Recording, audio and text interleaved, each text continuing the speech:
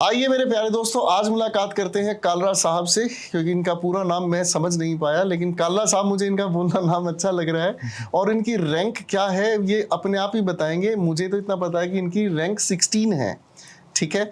और इनके बैच में बहुत सारी मतलब उधमस उतरा था भाई, तो वो सारी चीज़ें बताएंगे, अपनी प्रेजेंट जॉब के बारे में बताएंगे, तैयारी कैसे की and everything. Let's get back to Kalra साहब। यस।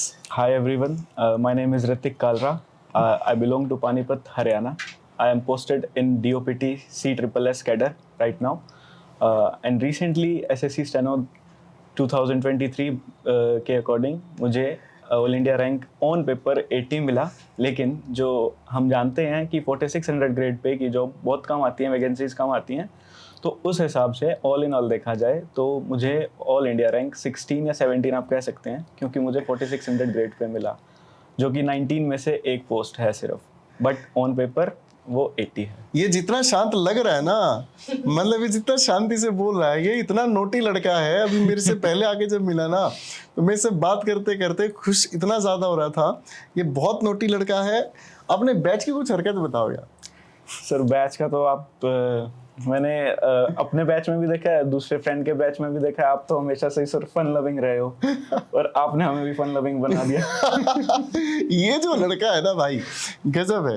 पता है क्या मतलब, आप एज में कितने ही बड़े हो जाओ, मतलब इस बच्चे को देख के मुझे याद आया, लेकिन आपकी नोटीनेस कभी नहीं जानी चाहिए। This is what Hrithik Kalra is. तो ये जो रैंक का झोल हुआ है, 80 आपका रैंक है, but on paper 16 total post थी, उसमें आपका रैंक नंबर सर 19 पोस्ट थी, 19 में, उसमें से मेरे को 16-17 मिला, क्योंकि बीच के कुछ बच्चों का स्किल नहीं क्लियर हो पाया ग्रेड सी का, तो इसलिए मेरा स्किल क्लियर हुआ और रिटर्न में भी अच्छे मार्क्स आए। तो ओवरऑल देखा जाए तो मेरी रैंक 16 बनती है। नाइस, ये तो अच्छी बात है। तो अभी आप कहाँ पोस्टेड हैं? सर अभी मैं उद्योग भवन में पोस्टेड हूँ, डीओपीटी के through, ministry of commerce and industry में एज अ स्टेनोग्राफर। तो वहाँ कैसा वर्क एनवायरनमेंट मिलता है? सर वर्क एनवायरनमेंट तो इतना अच्छा है कि वर्कलोड की तो हम मतलब प्रॉपर एक सरकारी वाली फील आती है। ऐसा नहीं है काम नहीं करते हैं, काम करते हैं, बट वर्कलोड इतना माइंड पे प्रेशर नहीं होता है। वो जो इतने दिन तैयारी करी, इतने साल तैयारी करी, वो सब वर्थ इट हुआ। When you started it?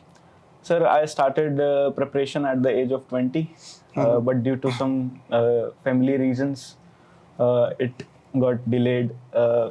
Then I got posted at the age of 22. It seems you are a single child, am I right? No, sir, I have a sister.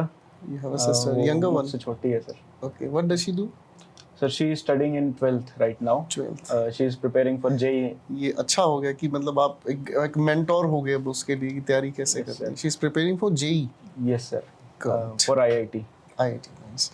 And कुछ और चीज जो but sir मेरे को देख के जिस तरह मैंने 22 की एज में एक फर्स्ट जॉब ली अपनी, और हमारे फैमिली में भी कोई गवर्नमेंट जॉब पे नहीं था अब तक, और एक रिलेटिव्स में है, मेरे रिलेटिव हैं, उनका साइबर कैफे है, वो गवर्नमेंट जॉब के लिए फॉर्म फिल करते हैं। तो उन्होंने मुझे कहा था कि अब नहीं हुआ करता जनरल कैटेगरी से, तो खासकर as I belong to general category, no EWS, no OBC, no SC, I don't say कि ऐसा नहीं होगा। तो उन्होंने मुझे बोला कि मुश्किल है, काफ़ी मुश्किल है, नामुमकिन तो नहीं है पर मुश्किल है। आजकल मैं नहीं देखता हूँ कि जनरल कैटेगरी से कोई हो रहा है, और आसपास तो मैंने कभी नहीं देखा। बट मेरे पापा भी फॉर्चुनेटली उस टाइम साथ ही थे मेरे, तो उन्होंने कहा कि वो करके दिखाएगा, आप देखना, ज़रूर करके दिखाएगा। तो अगले ही साल मेरा रिजल्ट आता है, और मैंने बोला हुआ था कि मैं इसको सीक्रेट रखूंगा जब तक मेरी पोस्टिंग नहीं होगी, जब तक मैं फर्स्ट डे ऑफ ऑफिस नहीं जाऊंगा। Point. मैं इसको सीक्रेट रखूंगा। See the determination he has, and the clarity he maintains in his objective. This is what I have to be. Nice. And the category challenge is also there. There is a barrier. आप इस category से हैं, आपके लिए इतनी jobs नहीं है. People think like that. There are certain categories जो ये सोचते हैं कि नहीं UR category से हमारे लिए क्या होगा, but still he was determined.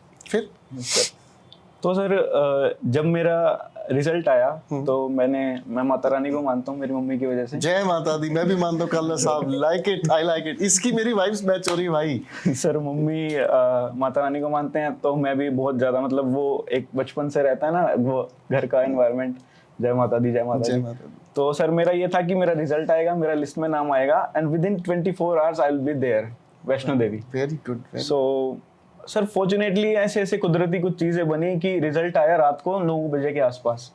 और आप जानते होंगे सर वैष्णो देवी की टिकट मिलना तो मुश्किल होता है महीनों पहले।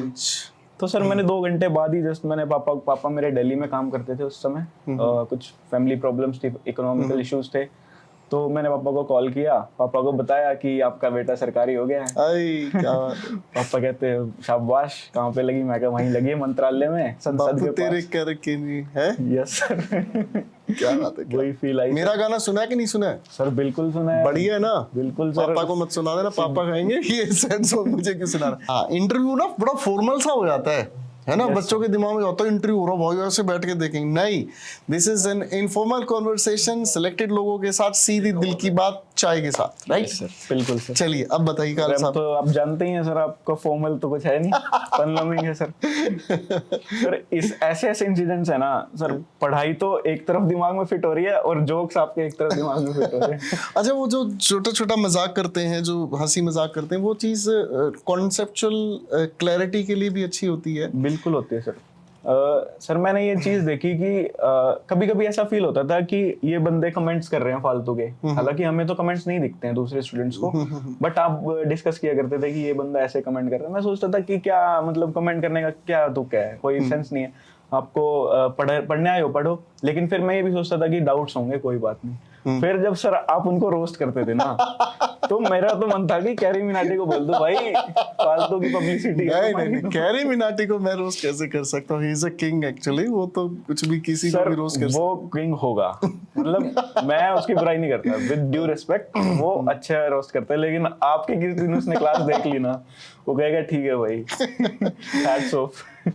तो आगे का क्या प्लानिंग है? मतलब आगे कोई अच्छी और पोस्ट के लिए तैयारी करनी है? सर अभी मैं 23 हूँ, एज में 23 मैं है। समझ रहा हूँ तुम शादी के लिए भी तैयार नहीं, मैं समझ रहा हूँ। बिल्कुल सर। तो 23 एज है सर अभी, और लेवल 7 की पोस्ट है, एसएससी की सबसे ऊपर वाली, AA आती है जस्ट इसके ऊपर 4800 ग्रेड पे, और मेरी 4600 ग्रेड पे है। तो अब मुझे ऐसा नहीं लगता कि मुझे एसएससी की तैयारी करनी चाहिए। ऑल्दो ये डिफेंस है तो यहाँ थोड़ी रेस्ट्रिक्शंस होती हैं, बट उसके साथ साथ डिसिप्लिन भी होता है, तो लाइफ में डिसिप्लिन आएगा सर डिफेंस में रह के। और मैंने भी फिल्म देखी थी सैम बहादुर, और उस फिल्म को मैंने 2 बार देखा। उससे पहले मैं जितनी भी डिफेंस से रिलेटेड मूवीज आती है ना रोहित, मैं सारी मूवीज को देखता हूँ, और उसका सिर्फ एक ही रीजन है, आर्मी का अगर कोई बंदा आता है ना, तो मेरा मतलब हिम्मत नहीं होती, अगर कोई आर्मी फैमिली से हो तो मेरी हिम्मत ये नहीं होती कि मैं आंखों में आंखें डाल के देखूं। मेरा पहला मतलब देखने का तरीका उनके पैरों की तरफ होता है। पता है क्या रीजन है? क्योंकि यार वो भगवान मतलब उनको जीवन ऐसा दिया है कि उनको क्रेडिट इतना मिले ना मिले, लेकिन मैं बहुत दिल से मानता हूँ उन लोगों को। बिल्कुल सर। मैं लेह लद्दाख कई बार गया हूँ, वहाँ मैंने इतनी ड्राई सिचुएशंस देखी हैं जहाँ मतलब पानी नहीं मिले, लेकिन वहाँ लोग मतलब जो हमारे ऑफिसर्स हैं, they are working there. Sir इसके पीछे भी ना एक मुझे ऐसा लगता है कि भगवान ने, माता रानी ने कुछ कनेक्शन बनाया। एक्चुअली मैंने 12th करी थी नॉन मेडिकल से, साइंस बैकग्राउंड, और उसके बाद मैं देहरादून गया था एनडीए की कोचिंग के लिए, नेशनल डिफेंस एकेडमी। वहाँ पे गया कोचिंग के लिए, मेरा ये था सोलली एम था कि मुझे आर्मी में जाना है, बट एज एन ऑफिसर। मुझे इसलिए मैंने एनडीए की, आपने सुना होगा एनडीए के बारे में सर, उसकी तैयारी के लिए गया मैं, बट अनफॉर्चुनेटली नहीं, एनडीए के बारे में मैंने नहीं सुना, मैं थोड़ी पढ़ाता हूँ एनडीए वाले को। मैं तू बाहर मिलना मेरे को एक बार। मजे ले रहा है मेरे। तो सर मैंने मतलब उस चीज की तैयारी करी, वहाँ पे 1 साल ड्रॉप लिया मैंने, कॉलेज मैंने ज्वाइन नहीं किया, 1 साल ड्रॉप किया, वहाँ गया। चीजें ठीक थी, तैयारी भी ठीक चल रही थी, बट वही अनफॉर्चुनेटली एक एस्पायरेंट की लाइफ में वो आता है, फेलियर तो एक बार जरूर आएगा, वो डिप जरूर आएगा, फिर उसके बाद वो ऊपर जाते हैं। तो सर वहाँ पे नहीं हुआ मेरा, फाइनल में लिस्ट में नहीं हुआ, और एज इश्यूज होते हैं उसमें कि 19.5 तक, उस समय तो शायद 19.5 ही था, तो मेरा लास्ट अटेम्प्ट भी गया, मैं नहीं कर पाया। मैं 2 अटेम्प्ट दिए थे, दोनों में मैं नहीं कर पाया था। 1 साल में 2 होते हैं सर इसके एनडीए के। तो फिर वहाँ से मैं वापस आता हूँ, वहाँ से वापस आने के बाद मैं घर पे था, और कॉलेज के एडमिशन्स शुरू नहीं हुए थे तब तक। तो एडमिशन्स जब शुरू होने में टाइम था, मैं घर पे ही था। मैं ये नहीं कहूँगा मैं डिप्रेशन में चला गया, बट एट दैट स्टेज मैं बहुत ज़्यादा टेंस्ड और बहुत ज़्यादा मतलब फ्यूचर को लेके अच्छा, एक बार टेंशन वाला चेहरा बना के दिखाओ, मुझे देखना है। सर अब तो बिल्कुल मुश्किल है आपके साथ बैठ के खास कर। मैं यार ये लड़का बड़ा क्यूट बच्चा है भाई, सच में। तो फिर सर वो टेंशन रहती थी चीज़ों को लेके। तो ना मेरे फ्रेंड है एक, वो बचपन से ही स्कूल से फ्रेंड है, उसके पापा भी स्टेनोग्राफर है हरियाणा गवर्नमेंट में, बट राइट नाउ वो प्रमोशन के थ्रू काफ़ी अच्छी पोस्ट पर जा चुके हैं, HCS के इक्वल हरियाणा सिविल सर्विस के। तो सर उन्होंने मेरे को वो बताया था कि वहाँ पे एक टाइपिंग कॉलेज है, वहाँ पे जाके आप स्टेनो एक बार कर लो, टाइम है तो, जब तक एडमिशन नहीं होता है कॉलेज में। मैं गया, मैं टाइपिंग सीखने गया था। मैंने सोचा चलो टाइपिंग तो लाइफ में कभी भी काम आ जाती है, चाहे प्राइवेट सेक्टर में जाओ चाहे गवर्नमेंट सेक्टर में जाओ। मैं टाइपिंग सीखने गया, तो वहाँ पे सर की आदत थी कि आने से पहले वो पूछते थे कि आपके मार्क्स कितने थे 10th में 12th में, तो एकेडमिक्स के बारे में जानते थे सर। तो उन्होंने मेरे से पूछा, मैंने मार्क्स बताए, तो मेरे सर 10th के बोर्ड में 100 आउट ऑफ 100 आए थे इंग्लिश में। ग्रेट। 100 आउट ऑफ 100 10th में बोर्ड क्लास में। तो वो सुन के हैरान हुए, अरे अच्छी बात है, ये तो बहुत अच्छी बात है। 12th में भी अच्छे मार्क्स आए इंग्लिश में भी। तो SSC के जो स्टेनो है ना, उसमें 100 मार्क्स की इंग्लिश आती है, वो इन इटसेल्फ ही बहुत बड़ी चीज है सर। मतलब 200 मार्क्स के एग्जाम में आपका 100 मार्क्स का एक सब्जेक्ट आ रहा है, यानी कि वो तो सोल है उस एग्जाम का। डेफिनेटली। तो CGL में भी 135 मार्क्स आपका मतलब स्कोर मेंस के लिए उससे ही से निकालना होता है। बिल्कुल सर।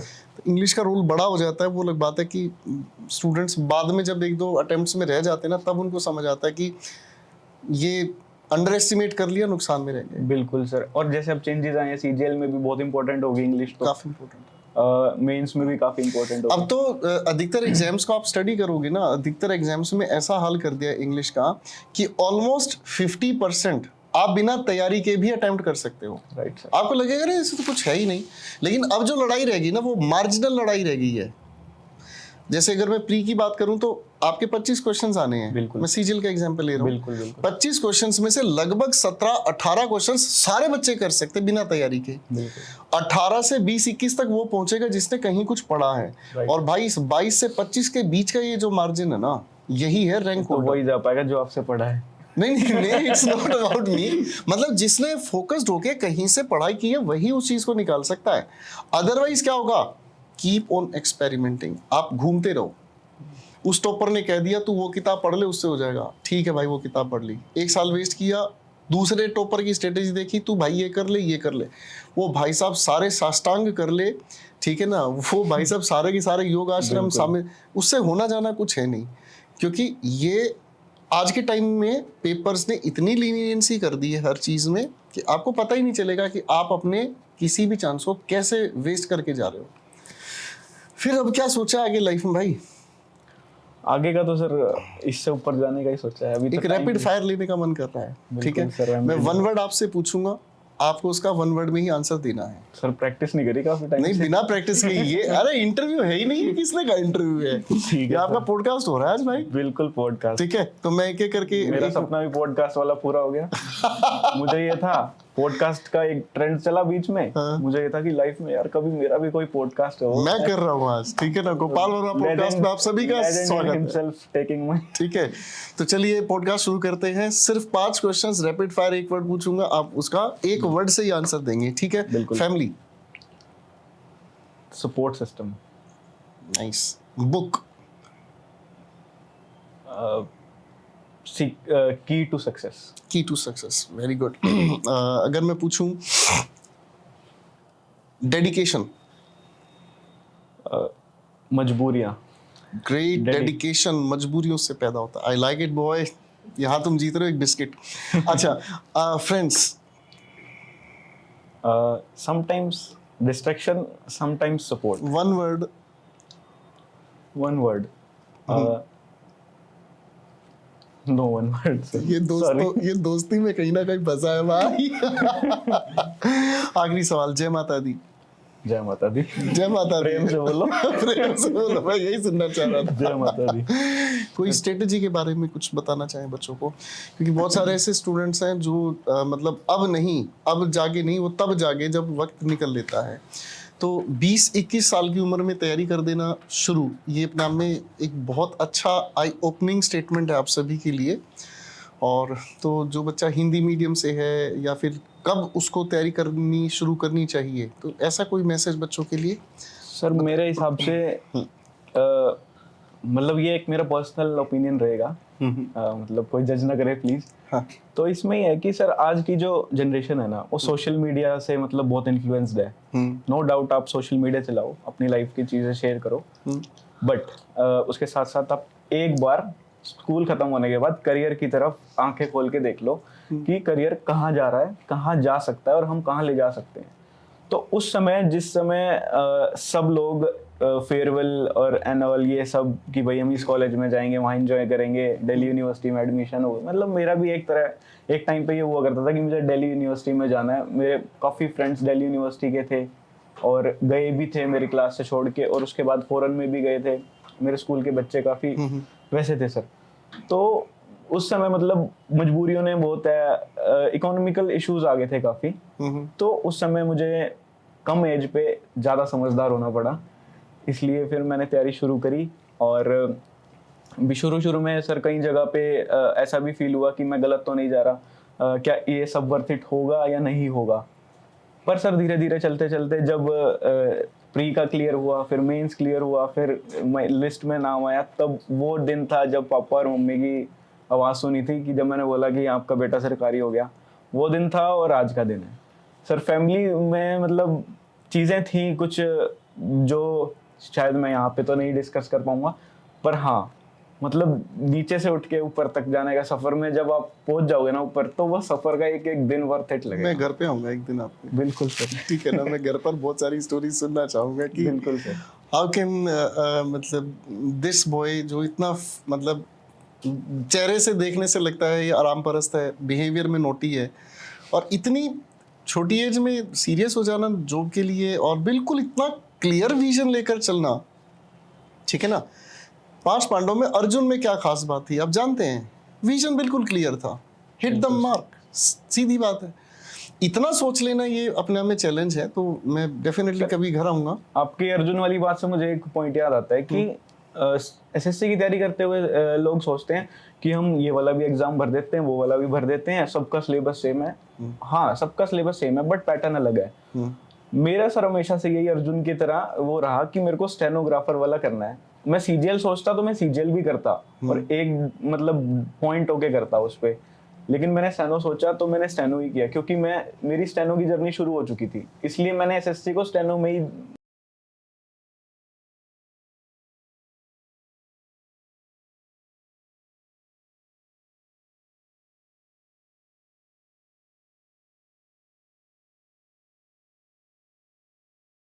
सेटिस्फेक्शन के ग्रेड स्केल पर कहीं कम है। Right sir.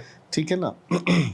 तो वही है सर, एक एग्जाम पे पॉइंट आउट मतलब एक एग्जाम पे फोकस्ड रहो और उसी में बिल्कुल अनप्रेसिडेंटली लगे रहो, श्योरली निकलेगा, बिल्कुल निकलेगा। ये वाला अटेम्प्ट नहीं तो अगले वाला निकलेगा, पर तीसरे पे नहीं जाओगे, फर्स्ट नहीं तो सेकंड निकल ही जाएगा। मतलब ये मेरी वो थीसिस नहीं है, बट ठीक है। कोई एक ऐसा खास इंसान जो बहुत मोटिवेटेड रखता है आपको लाइफ में? सर मेरी मॉम ने बहुत, मतलब मम्मी ने बहुत ज़्यादा, मतलब पापा को दिल्ली में रहना पड़ता था, उस समय इश्यूज थे काफ़ी, दिल्ली में रह के काम करना पड़ता था, और मेरी मम्मी वहाँ पे शॉप संभाला करती थी। हमारी शॉप है ग्रोसरी शॉप पानीपत में, हरियाणा में। तो मम्मी मतलब हमारा लंच भी तैयार करते थे। हम एक भी दिन ऐसा नहीं गया होगा कि हमने खाना ना खाया हो, सुबह या लेट हुआ हो या बाहर से मंगा के खाया हो या ठंडा खाया हो, हमें गर्म खाना मिलता था बढ़िया, मतलब। और दुकान पे भी मम्मी जाया करते थे। तो मम्मी सुपरस्टार है। मम्मी जी थैंक यू, आपने बड़ा सपोर्ट किया है, और बेटा अब सरकारी हो गया है, तो जल्दी से अब इसकी शादी वादी करो, ठीक है, और सरकारी ही लड़की लेकर आए, ताकि ये आगे मतलब लोगों के लिए एक अच्छा मैसेज क्रिएट करे। चलिए, thank you so much Rohit आज के लिए, और आप आए, मिठाई भी खाई हमने आपकी, और बड़ी अच्छा लगा बात करके कि कोई इतना क्यूट, इनोसेंट और नोटी होकर भी इतना क्लैरिटी के साथ अपनी लाइफ को सेटल करने की जज्बा रख सकता है। I really appreciate it. Thank you sir.